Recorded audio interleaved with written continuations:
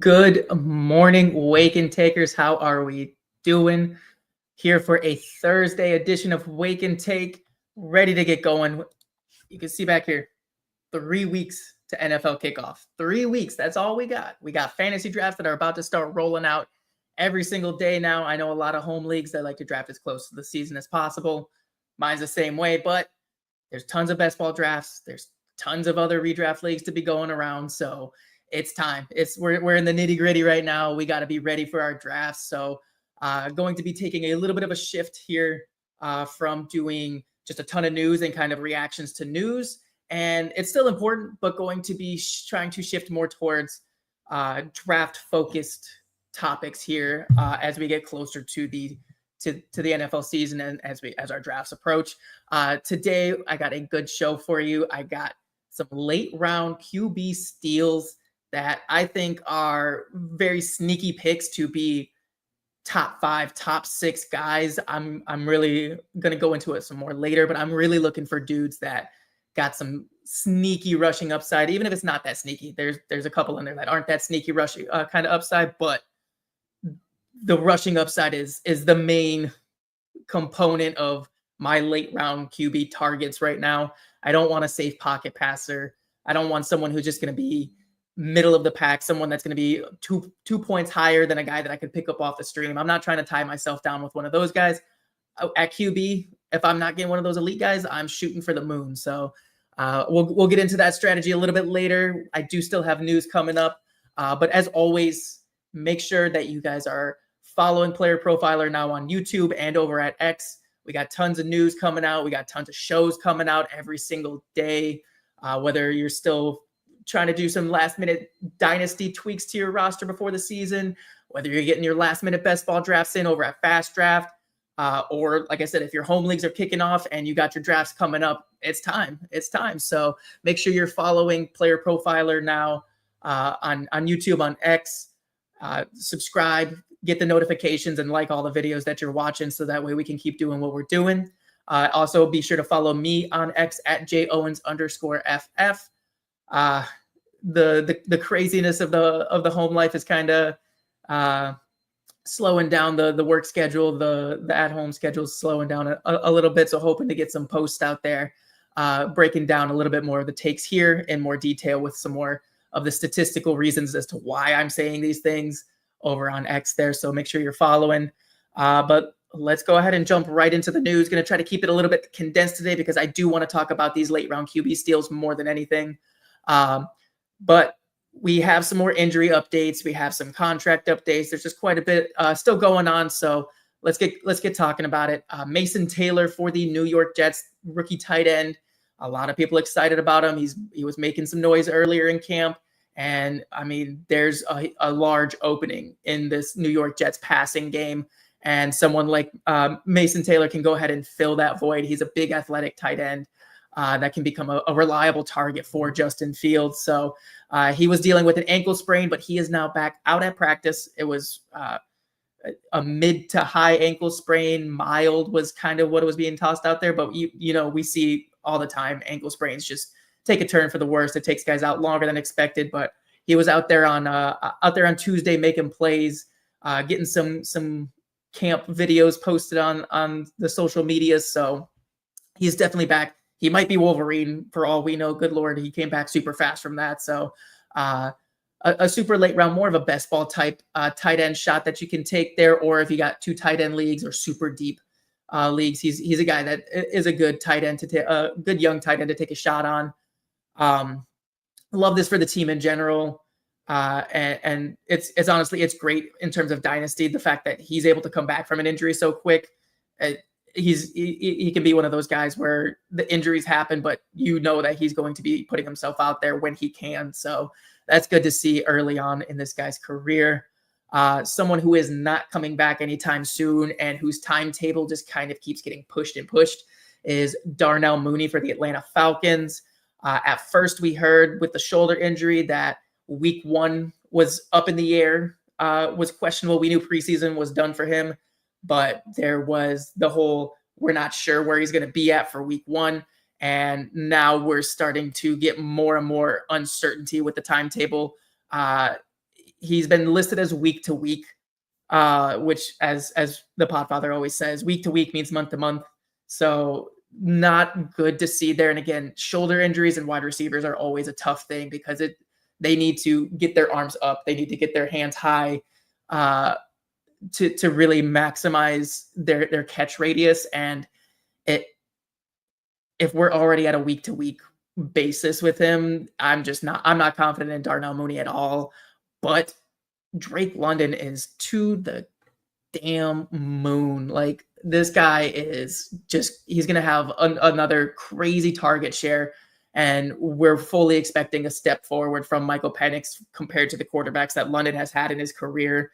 So, I mean, good Lord, Drake London to the moon. I've been pushing him up. I feel like every time that a bit of news comes out, and this is one more just push right on up for Drake London. He's one of those guys where he's going in drafts hasn't fully corrected, I think, in terms of what we can expect from him. Like, again, he's going to be having a 30+% target share.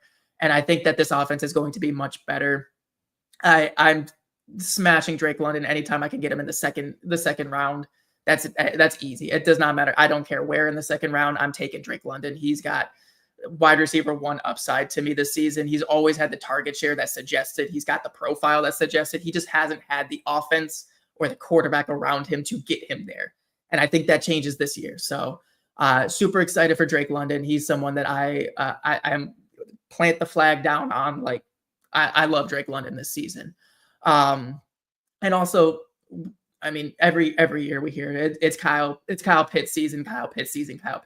But here we are once again. I've talked about it. I don't know how many times now with, and then when we had Jason, don't know how many times we talked about it, but it's Kyle Pitts season again. Come on. Like, where he's going ADP wise, it's worth the shot. I'll take the shot there if I don't get one of my top 3 tight end targets. The upside's crazy, but to be fair, there's a lot of high upside tight ends kind of in that range. So Kyle Pitts isn't someone that I'm prioritizing, but if he's who I end up with as my high upside tight end, I'm not mad about it either, because he's the unicorn. He's got the potential to put up an absolutely absurd season. So it could very definitely be a Kyle Pitts season. Finally, cue the Undertaker gif, just rising up. Here he is once again. But truly, the main takeaway that I have from Darnell Mooney being out is I want all the Drake London.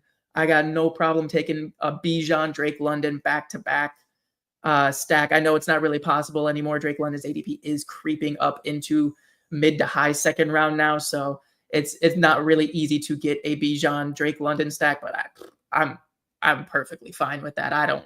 Those are the 2 guys that this offense is built around right now. It can be a super consolidated just offense right there. So, and that's what you want, especially with your high draft picks, is a consolidated offense where your guys are getting everything. And that's what we could see very easily in Atlanta with this injury for Darnell Mooney lingering on, because who's the third wide receiver right now in Atlanta?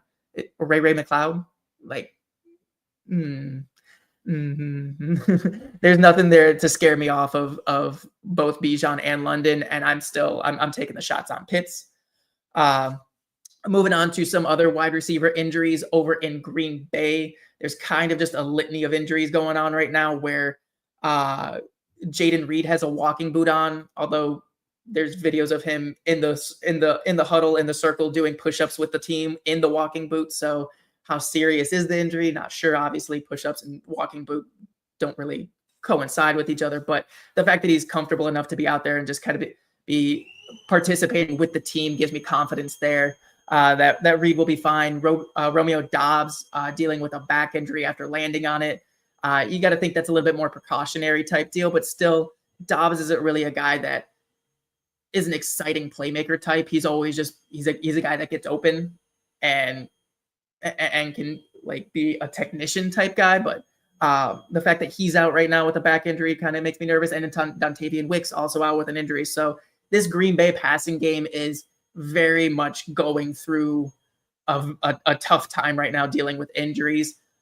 But there's 2 guys, once again, 2 guys from this bad news of injuries that I think get help here.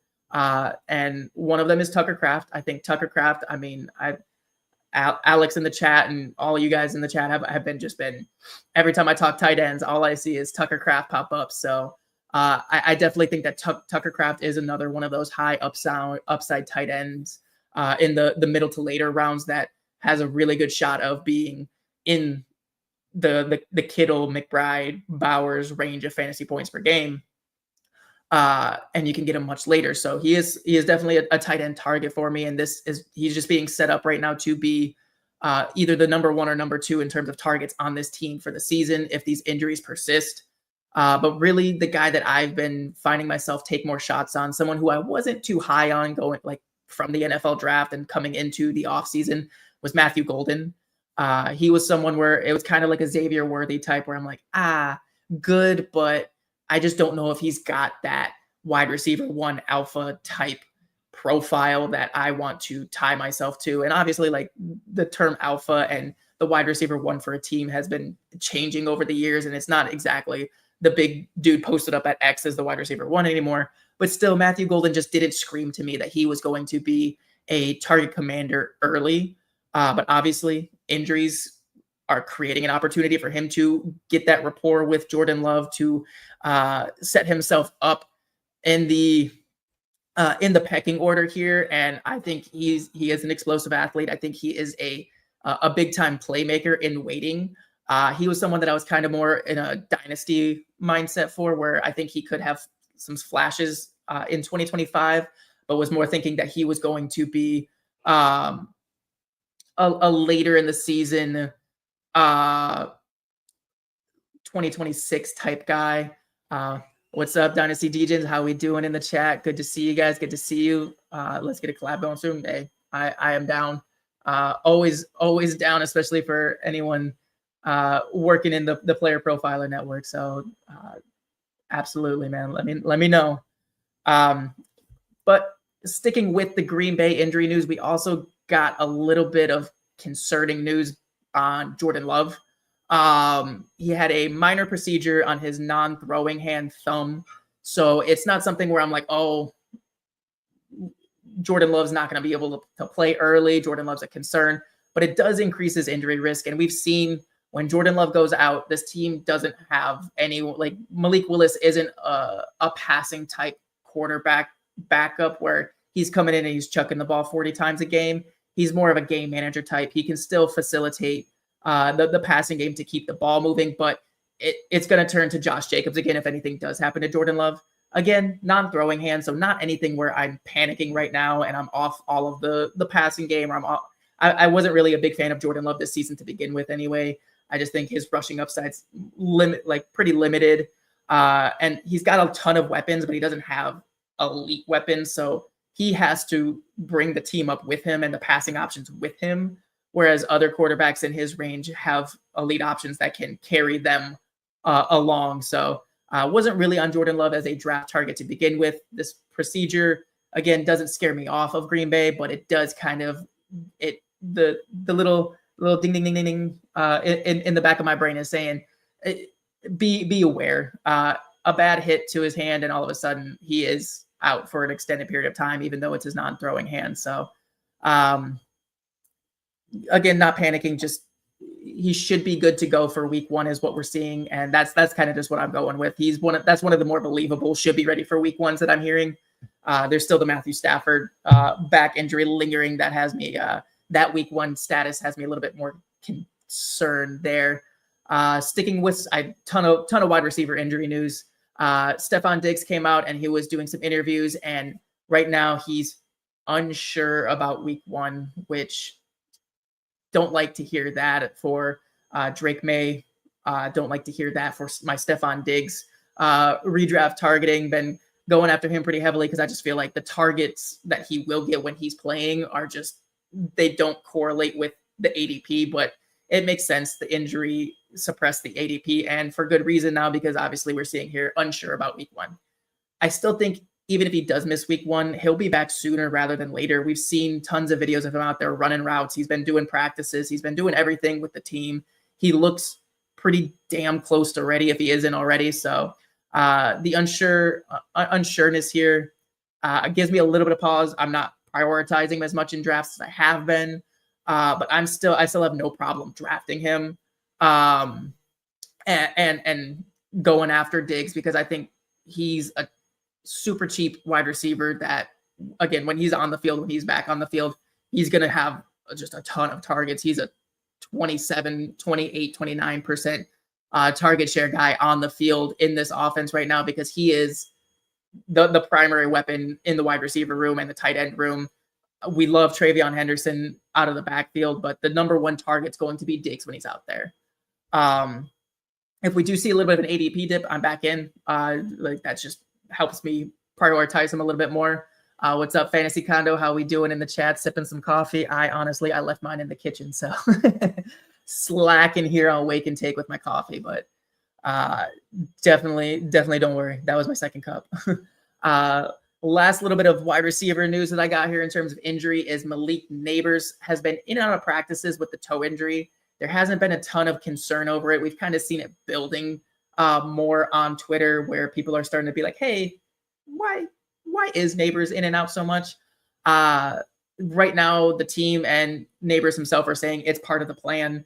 They're managing him, which with your stud wide receiver, focal point of the offense, yeah, obviously you want to manage him so he's ready for the regular season. So again, something to keep an eye on and not full panic yet, but it is an injury risk that wasn't there before, and now we're just kind of waiting to see how it shakes out. I found myself, was already at the bottom of that wide receiver tier for me anyway, of like the not Jamar Chase, CeeDee Lamb, Justin Jefferson level, but he was like bottom of like the Puka, Amon-Ra St. Brown level for me. And so now he's just kind of mixed in that Amon-Ra St. Brown, Nico Collins, Drake London range for me. So I'm finding myself taking Nabers less and less, because I love those guys a lot. I think those guys are phenomenal players. I think everyone in those first two tiers have a shot at wide receiver 1 this season. So with a little bit of extra injury risk in there with the toe, I've just been finding myself turning more towards a Nico, more towards a St. Brown, more towards a Drake London than I have Nabers. I still like Nabers. I still think he's a good pick, but it's just me personally. I've been kind of going towards these other guys that I think are in the same range, just a little bit safer in terms of injury right now. And then, like I said, we got some contract news finally. We saw James Cook come back, talked about it on Tuesday. He was back at practice. There was something that changed. Obviously, the thing that changed was they were finalizing James Cook extension. He got 4 years, $48 million. Dude got paid for a running back. Good for him. Go for him. 30 mil guaranteed. Awesome. Happy for the guy. Still don't want him in fantasy. His ADP is going to bounce right back to where it was. He's going to be in that running back 12 to 13 ADP, and I am hands off right there. Is there a chance that burns me and he scores 18 plus touchdowns again? Absolutely, but I'm not betting on that. I'm not betting on the team to run through James Cook as much as it did last season. I think there's development from the younger guys that they had, the Dalton Kincaids, the Keon Colemans, Ray Davises, even in the backfield, there's been development. So I think that last year it was kind of a necessity that the offense run through Josh Allen and James Cook. Whereas I think this year we can see the offense open up a little bit more and get a little bit more spread out. So for these higher drafted guys like the James Cook, I don't want that. Again, I want the consolidated offense. And I'm not sure if Buffalo is as consolidated this year as it was last year. And right now, James Cook's ADP is still being priced at a consolidated offense price. So I'm not touching him this year. Not touching James Cook. He was on my do not draft list, and I'm sticking to that. As we get into again the draft season, we have I already told you about my do not draft list, and I'm taking a look here at some late round QB steals coming up. And one of the main tools that I use to just kind of finalize my own personal rankings is the Player Profiler player rankings page. Evan Ringler does a great job updating it. All of the guys behind the scenes do a great job updating it. So let's go ahead and hear from the Podfather and all those details. You know, people say, oh, there's so much free on Player Profiler. What's in the premium package? Well, it starts with the player rankings. We have the best process for ranking and projecting players, not just seasonal leagues, though. We're talking about tight end premium, specifically FFPC, best ball, specifically underdog, including their superflex rankings. And then we have IDP rankings, dynasty rankings, rookie rankings, Scott Fishbowl rankings, offensive line rankings by Dan Fornick, cornerback rankings throughout the season where you can see who's matched up with who. It's incredible. And think about who's contributed to our processes over time. Math majors, analytics powerhouses, plus you get the contributions from the real football guys. Billy Muzio, Dan Williamson, Bradley Stalder. That's why our rankings are the best. And if you want to upgrade and go all in, use promo code Underworld or your host promo code and you get $25 off. Absolutely, absolutely. Like I said, I use the rankings pre-draft weekly. I use them to just kind of sanity check myself and make sure I'm not off the rails anywhere. Like he was saying, they got rankings for everything. They got standard seasonal with PPR half, PPR standard, superflex, FFPC, underdog, dynasty rankings, rookie rankings, just anything and everything out there. And if you are part of the all-in package and you have the 2025 draft kit, you have the principal cheat sheets along with it, which are more tailored to the individual staff, the staff picks. They have their own cheat sheets as well as the consensus player ranking cheat sheets. So both tools just amazing. I've used them for the past 5 years now, so it's been something where it's a really good backboard. It's a really good sanity check, and also it's just a great starting point in terms of everything. And it's so complete that you don't really even need to do your own rankings. Just use those. But let's go ahead and get to the meat of the show with our late round QB steals. These are the guys that, like I said, I love going after the top 4 guys. I love a Lamar. I love a Josh Allen. I love a Jalen Hurts, a Jaden Daniels. Those 4 guys are the elite of the elite for a reason. I will draft them if it makes sense for my team. If they fall to a spot that just is too crazy to ignore, I'm going after those guys. I want a top 4 guy, obviously, but sometimes it just doesn't work out that way. Sometimes a different running back or wide receiver falls to that spot and you want them over these quarterbacks, and that's perfectly fine too, because I got 3 guys that I think are super, maybe not the sneakiest, but 3 guys that are sneaky to be in that top 3, top 4, top 5 that are going rounds and rounds later. They're not the safest options. They're not the pocket passers, but they are sneaky and they're who I want. Morning, Alex. How we doing? Welcome in. Busy day. Hey, get that money. Get that money. But yeah. So again, we got the top 4. We got Lamar. We got Hurts, Allen, and Daniels, and then number 5 is very clearly Burrow.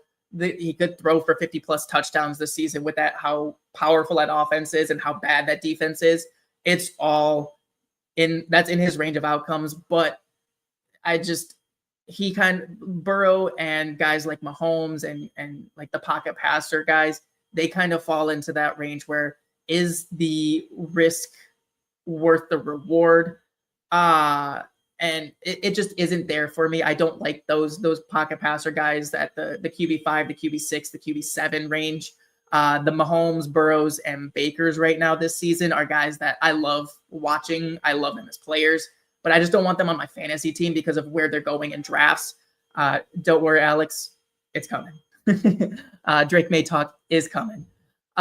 So with those pocket passer guys, I don't want them. I want to find a guy that's got rushing upside. I want to find a guy like a Bo Nix or a Jaden Daniels from last year that are going in the double-digit rounds and rounds 9 and beyond that have rushing upside to put up 19 to 20+ fantasy points per game. That's who I'm looking for. That's what I want.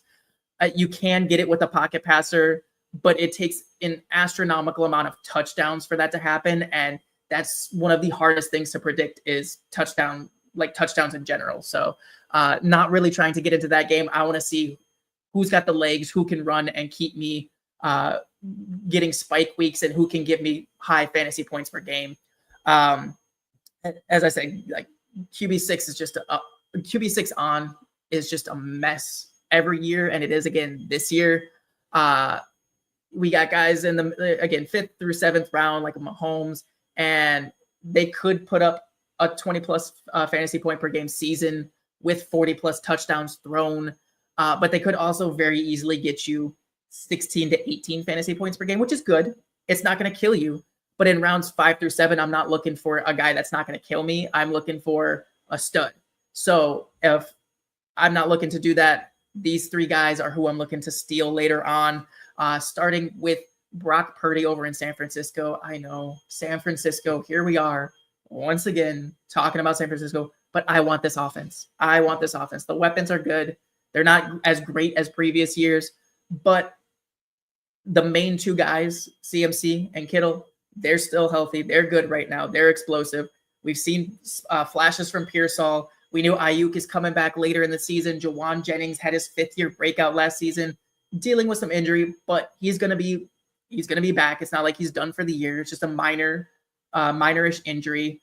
And so Brock Purdy is someone that we've seen do it in the passing game 2 years ago in 2023. We saw him put up higher rushing numbers, almost doubled his rushing numbers from any year last year. So if we could just take those 2 hands, the rushing from 2024, the passing from 2023, and just put them together, Brock Purdy is a steal of a quarterback right now.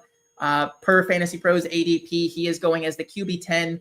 He's in that 9th round, like anywhere between late 8th to early 10th round.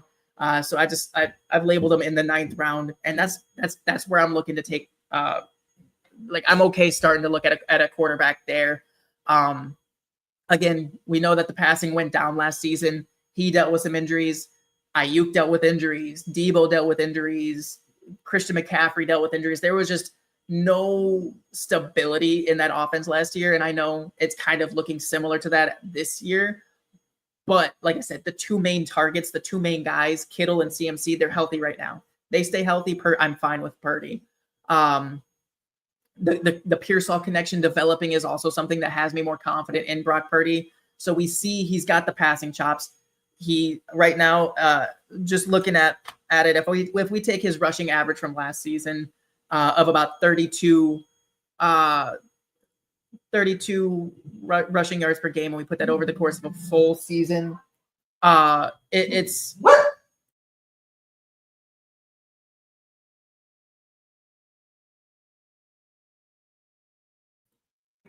sorry about that delay right there. I had the dog barking, but again, if we look at the rushing from last season for Brock Purdy, and we put that over the course of a full 17-week season, because he did miss 2 games last season, we're looking at about 36 rushing yards per game, and that's well over the 500 rushing yards that he had last season. And if we put him at about 4,100 passing yards and 28 touchdowns, which isn't quite his 2023 season, it's a little bit under that, but I'm just doing it for to be a little bit more conservative. I don't want to go to the best case scenario with Purdy's best rushing and his best passing. So kind of keep it in the middle, and factoring in the interceptions, we're at about 18.9 to 20 fantasy points per game. And that's honestly, that's good. That's top 6 quarterback right there that you're paying a QB 10 price for. And I think that is very much a medium projection. I don't think that's a high-end crazy projection. I think that's very much in the middle. We could see him go back over 4,200 yards, over 30-plus touchdowns. So Purdy is definitely someone that I think is a lot sneakier than he's getting credit for, and someone that I'm really looking to continue with the rushing. He's got the athleticism. The team needs playmakers because they don't have guys like Debo and Ayuk ready or available early. But they still have some stability this season, where I think that Purdy is just he's going to outperform QB 10. I think at worst, I think you're getting a guy in the QB 6, QB 7 range in that 18 to 19 fantasy points per game, or like the 16 to 18 fantasy points per game. I think that's his floor. So at QB 10, I'm perfectly fine taking a guy at his floor already with some sneaky rushing upside. Alex, let's see the puppy. He is a little bit too large for me to get up into the screen, and he's a little bit he's a little bit shy. He doesn't like to. He just likes to be laying in his spot at my feet. He must have just heard someone outside the door. So if he wants to make an appearance, we'll see if we can get him into the background here. That is his go-to couch. So I'm shocked he's not up there right now. But sticking with the QB steals, this guy isn't so sneaky. His rushing upside isn't sneaky at all. That's the only reason we're really drafting him in fantasy. And that's Justin Fields over on the Jets, another guy that I feel like gets talked about a lot, but I think for good reason. He's still right now, he's in the same range as Purdy. A little bit later, he's in that ninth, he's like in the middle of the 9th round right now per Fantasy Pros ADP, consensus ADP across all the platforms. QB 12, 9th round. And I just feel like Justin Fields, he's very similar to an Anthony Richardson type where his rushing upside is too great to just dismiss him as a quarterback. Obviously, we want to see improvement in the passing game, but he is miles ahead of where Anthony Richardson has been in his entire career. He's a much better passer.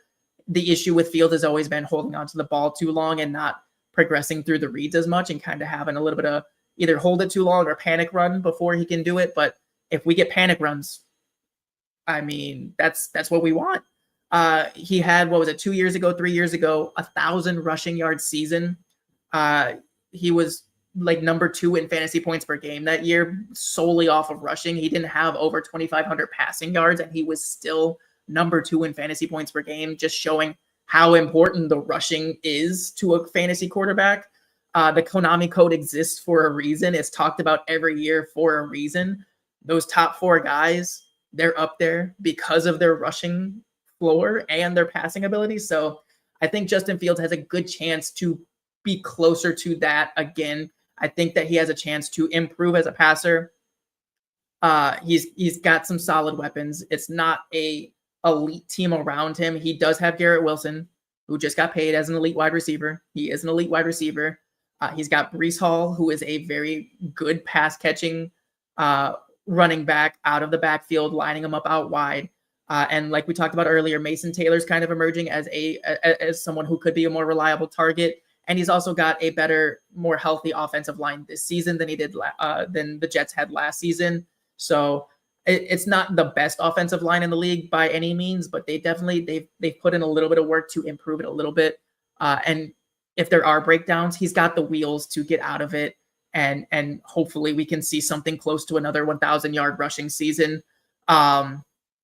In that 1,000-yard rushing season, he was putting up 20.5 fantasy points per game, which is really close to those top 4 elite guys. They're putting up like 24 to 22 fantasy points per game. So if we can get Justin Fields back up to 20 plus at the 9th round ADP, that's just, it's another guy where I have no problem. I see him there at his ADP.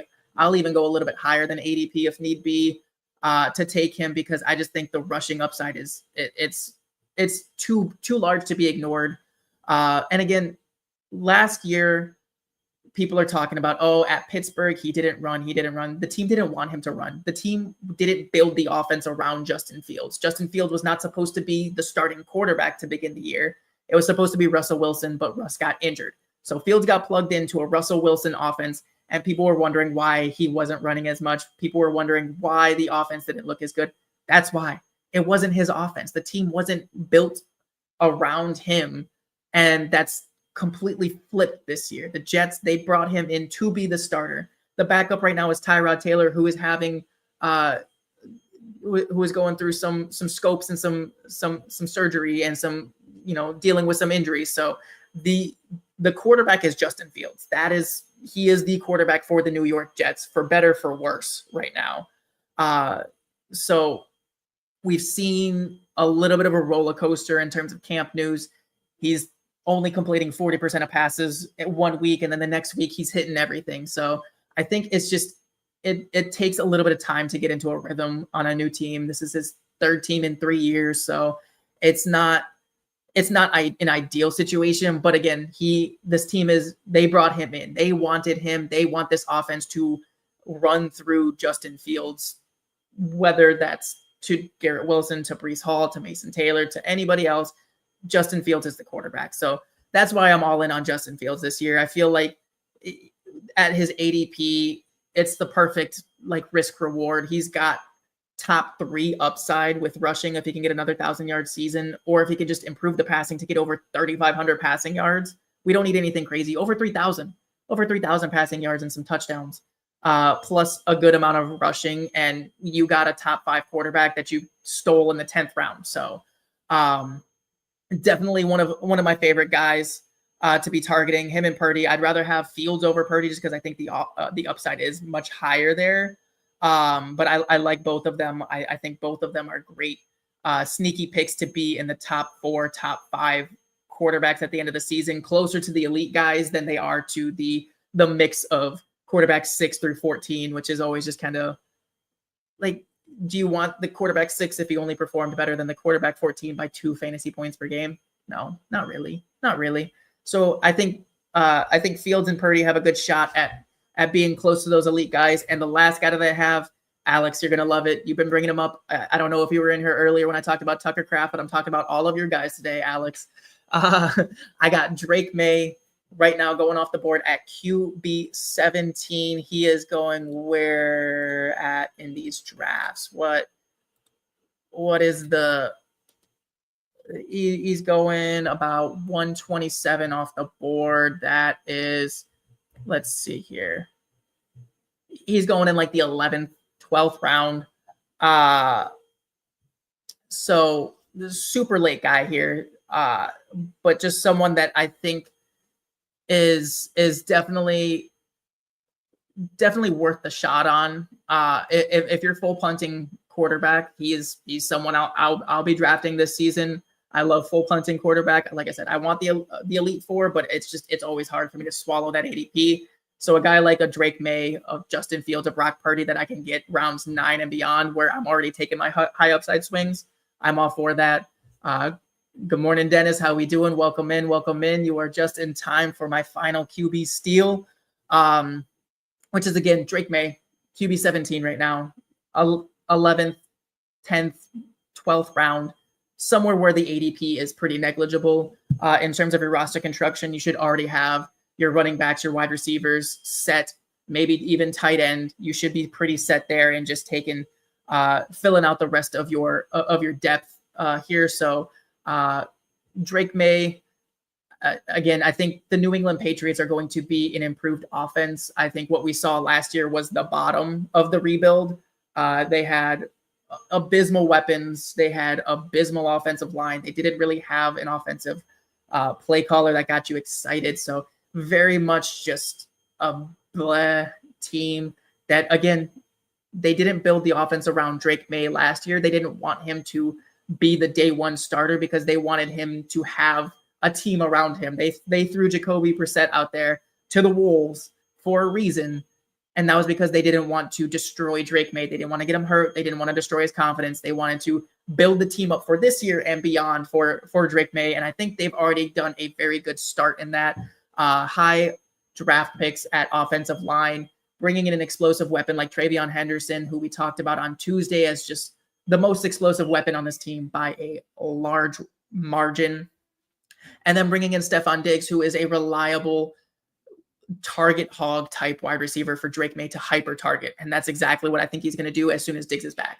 We talked about it in the news, maybe not week 1, kind of makes me feel a little bit uneasy, but Drake Maye has that rushing upside, has the rushing ability. So I don't think that Diggs not being there is going to kill his fantasy value because of the fact that he can subsidize some of these Diggs targets with some scrambles, with some runs, some designed runs, which is exactly what they've been talking about last season.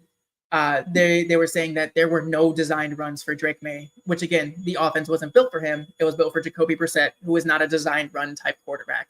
He has scramble ability, but he is not a design run quarterback. Drake Maye is an athletic quarterback who has scramble ability, but he can also have designed runs, which is exactly what they want to do. So they can have blockers in front of him to protect him. They don't want him out there scrambling, taking a rogue hit from a linebacker, from a cornerback, anything crazy like that. They want the big boys out in front of him taken that first line out so that way he can go ahead and scoot on out of bounds, scoot up for a slide, whatever he's got to do. So he put up 550 rushing yards with no designed runs. And now you're telling me that they're going to design runs for him. I think that he can put up 700 rushing yards if they do that. Like if they're really serious about that and making him a dual threat type quarterback, I think that 600, 650, 700 rushing yards is not out of the range of outcomes. But I think that we saw his floor last season at about 550 rushing yards in 13 games. Or we can project that he would have 550 yards if we extrapolated out his rushing from last season to about 550 rushing yards. Especially, like I said, if they're scheming him into plays, if they get some blockers in front of him, I think that number of 550 for a full 17 games is the floor. I think we can see more than that. And that's what I'm banking on, really. And then once Diggs comes back, it's just wheels up in terms of passing. Like he's a good passer. He makes the smart decisions. And like I said, Diggs coming back is going to be a huge buoy for him. He's already got guys like Mac Hollins that he can lean on right now while Diggs is still recovering. Travion Henderson out of the backfield. We got Kyle Williams making some noise. We got all sorts of young guys that can step up with also some reliable vets to kind of be a fallback for Drake Maye if he needs it. So I think he's got a much safer floor this season. He's got a high ceiling with the rushing. I mean, if we look at the games last season that Drake Maye threw over 20 pass attempts, which is what I'm constituting as like a full game for him. He averaged 17.4 fantasy points per game on a terrible team. They have built up this team just in one quick year to be better than it was last year. I'm not saying they're elite. I'm not saying they're a top offense in the league, but they are miles better than they were last season. And he was already putting up 17 fantasy points per game in his full games. I think that's, once again, that's the floor. I think that's the floor. He was doing that with nobody's out there. He was doing that in a season where they're giving up, where they're not even scheming runs for him. So I think the moon is the ceiling for Drake Maye. I think he's another guy that can be up there. He can break 20 fantasy points this game, fantasy points per game this season with the help of his rushing. He can be closer to those elite guys than some of these pocket passers that would need to throw 50 plus touchdowns to reach that, 45 plus touchdowns to reach that. So Drake Maye is probably, if I'm full punting or if I'm doing a second quarterback for my best ball team, Drake Maye has been an easy target for me. Just going after him, full time, as I'd rather take the shot here in the 9th, 10th, 11th, 12th round here than I would on those safer pocket passer guys in round 6, 7, 8. I'd rather bank on rushing stability and production than I would high touchdown rates. There's a reason the top 4 guys are the top 4 guys is because they have the perfect blend of good passing, high passing touchdowns, and high rushing floor. And I think that these guys are just a couple bounces in the right direction from being in that same boat. So just to go back over, Brock Purdy going right now, QB 10, round 9, one of my QB steals. Justin Fields, QB 12 right now, also in that round 9, round 10 range. And then even later, Drake Maye, round 12, round 11, round 12 range. Just these guys that they might not be the most obvious answer, but I think that they are a much better answer than wasting a mid-round pick on a pocket passer. That's all that I got today. It was a fun one to dig into this. I really think that quarterback is one of those positions where if you don't get the top 4 guys, you need to take a swing on somebody that can be big, because there's guys off the waiver wire in every league, every season that you can plug in and get 15, 16 fantasy points per game, which is not far off from a Jared Goff, not far off from a Patrick Mahomes of late. So definitely think you got to swing for the fences if you're punting on quarterback. And these 3 guys are my targets this season. Let me know who your targets are. Go ahead and leave a comment on this video. Hit me up on Twitter, and we can have a little bit of discussion, a little bit of discourse. I can give you some of the backup notes and data that I have over there. But As always, thank you guys so much for joining me. Be sure to follow me on X at JOwens_FF.